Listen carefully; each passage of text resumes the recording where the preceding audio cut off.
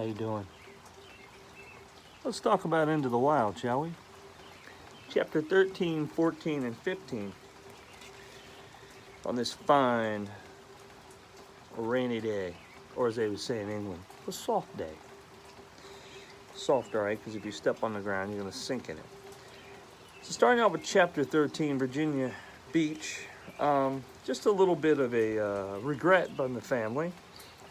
And as Corinne is reminiscing the fact that when Chris decided to go off on his trip, he wanted to take his dog, Buck. By the way, Buck is the name of the dog from Call of the Wild, which is by Jack London. So, shocker here, right? But anyway, the whole passage is that of regret is they knew how much Chris cared about that dog. It's very possible he would have returned if he had it. But reminds me of Travels with Charlie a bit, how he traveled across the country with his dog. Not that John Steinbeck was on any crazy adventure. He was trying to reconnect with society. I thought it was also interesting on 129 that Chris McCandless really loathes his family's wealth and greed and drive for all things capitalistic. In fact, he refers to his mother, interestingly enough, is the Duchess of York, or the Ivana Trump McCandless. So we have the Trump family mentioned in this chapter, and the last chapter Joe Biden was mentioned. Very fascinating for a book written 24 years ago now, 1996, that Trump and Biden are mentioned here, and they're mentioned again in the 2020 election. Nothing there to do with the book except interesting. Also, Corinne is very disturbed by the memory of Chris, right? We know that because she speaks about it. She's actually written a book about this from her perspective. And you can only wonder that Chris maybe had the same sort of feelings for her, which reminds me a little bit about the regret that Tom Wingfield had in The Glass Menagerie, when he tells his sister at the end of the play, blow out your candles, Laura. Okay? This is pretty normal. This is why literature so often is so powerful, because it does reflect the human condition. 130, a normal human quality. Anytime something goes wrong, let's blame God on it, right? Forget blaming ourselves, right? We've already seen that with Fran's character, who becomes an atheist because Chris starves to death in the wild. And now we've got Corinne going to church and asking for answers and not getting any and being rather disappointed. Again, this is a kind of a normal human reaction. But that's really the gist of chapter 13. 14 is a little bit more, the Stykene Ice Cap. There's two chapters, 14 and 15, and this is where the author purposefully puts the book together in a certain manner. He wants you to get to know Chris. He wants you to see Chris's egalitarianism, Chris's venture. Chris is a good person, and tries to actually paint up that Chris is not crazy. And then he decides to inject those chapters about all the other guys that went to Alaska, got themselves killed, and almost every one of them you're like, well, how did you not see that coming? Okay. Again, McCandless is not thinking about, how he's going to die here.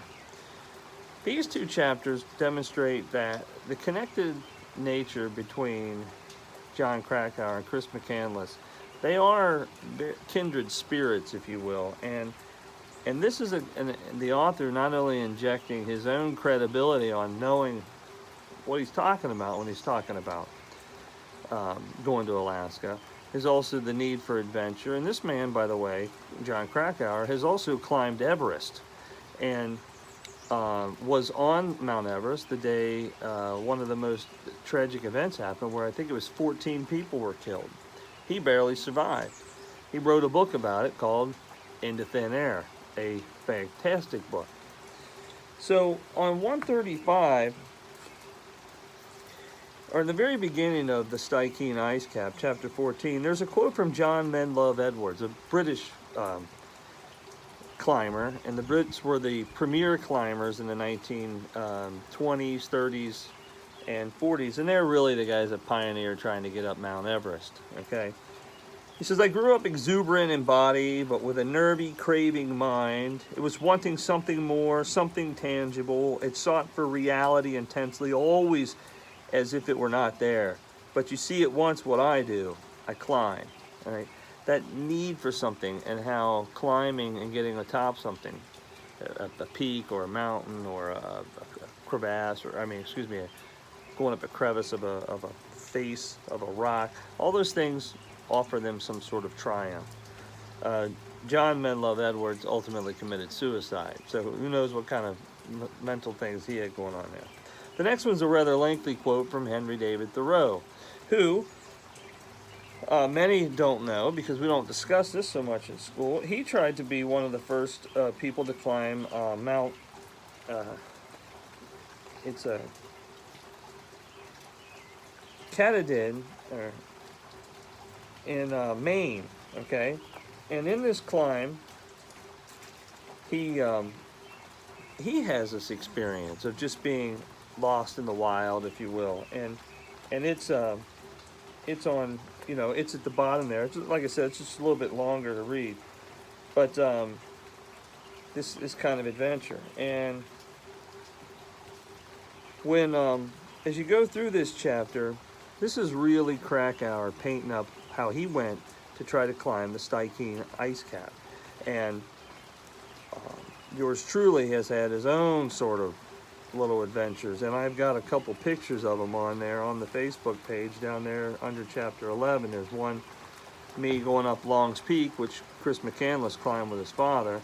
And then one climbing my Stikine ice cap, my Mount Everest, my trip to the bus in Alaska, which was the knife's edge on a mountain called Capitol Peak, a spot which scared me to death, turned me around, and I've never gone back again.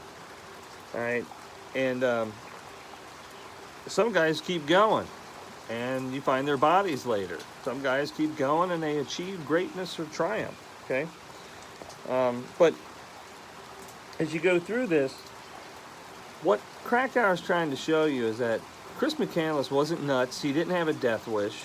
He's not abnormal. There are many people that have done this, and he's trying to offer you a certain level of credibility with him. He wants you to have some sympathy for him.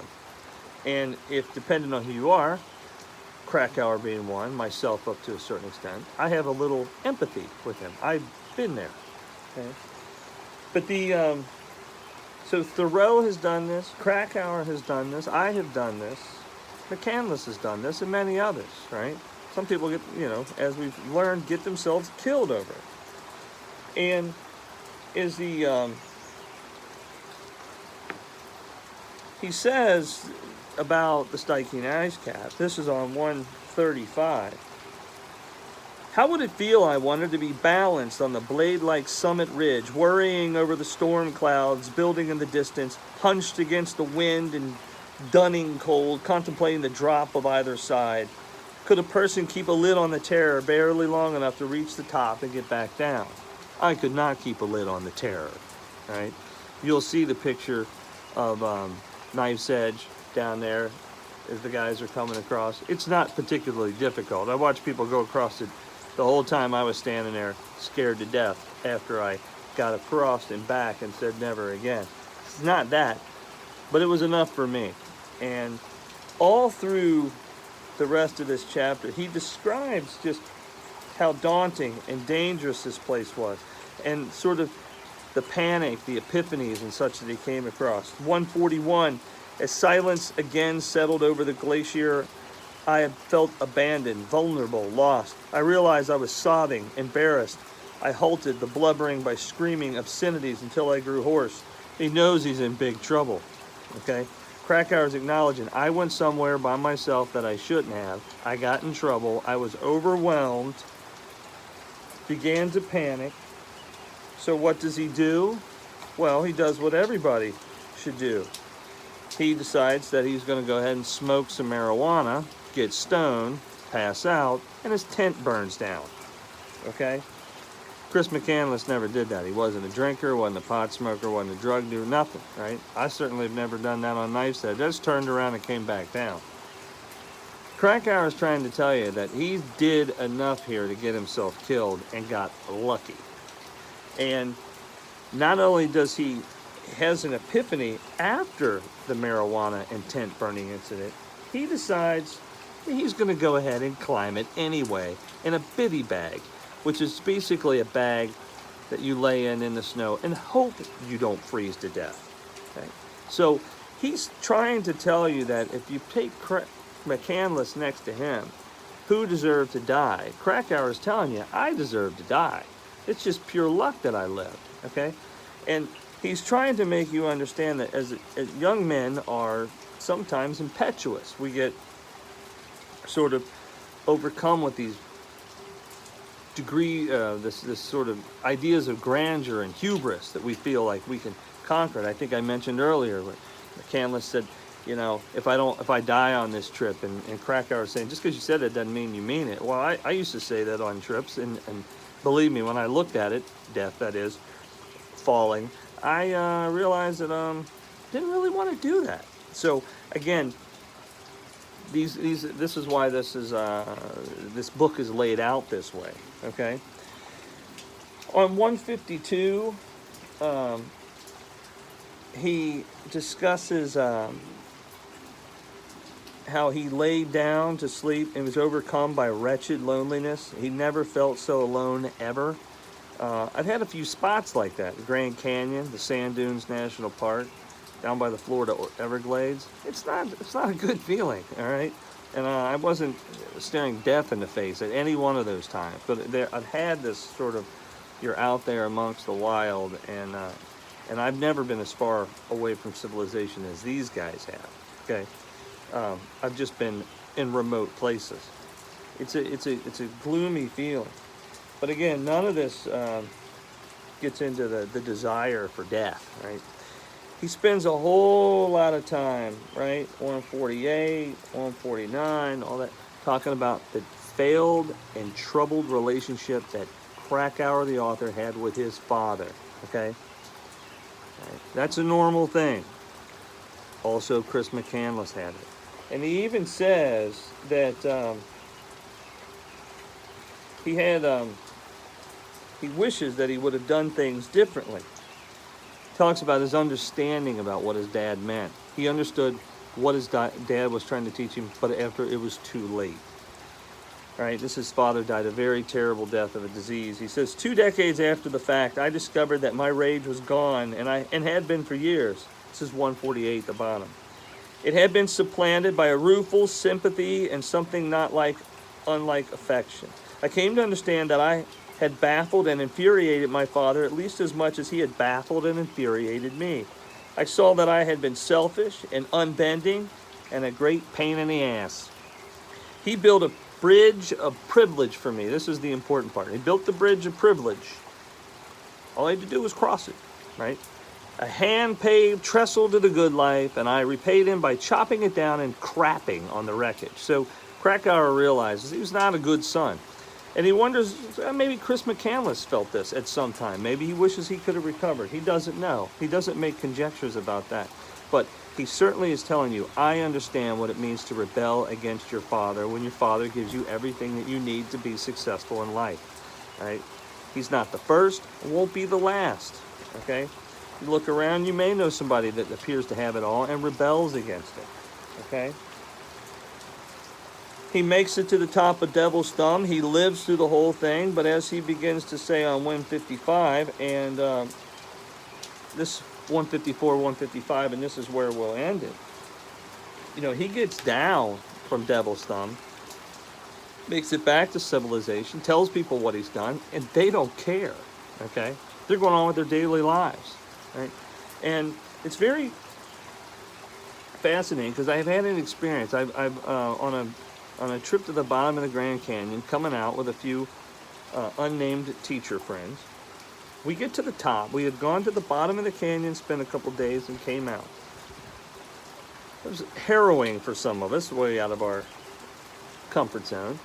And when they got up top and they got cell phone coverage, two of these guys reached in their pocket, pulled out their cell phone, called home to tell their wives, and assumed they would get some congratulations. I told them it was a bad idea. I just sat on the edge, looked out over the canyon, phone in pocket, and enjoyed the view.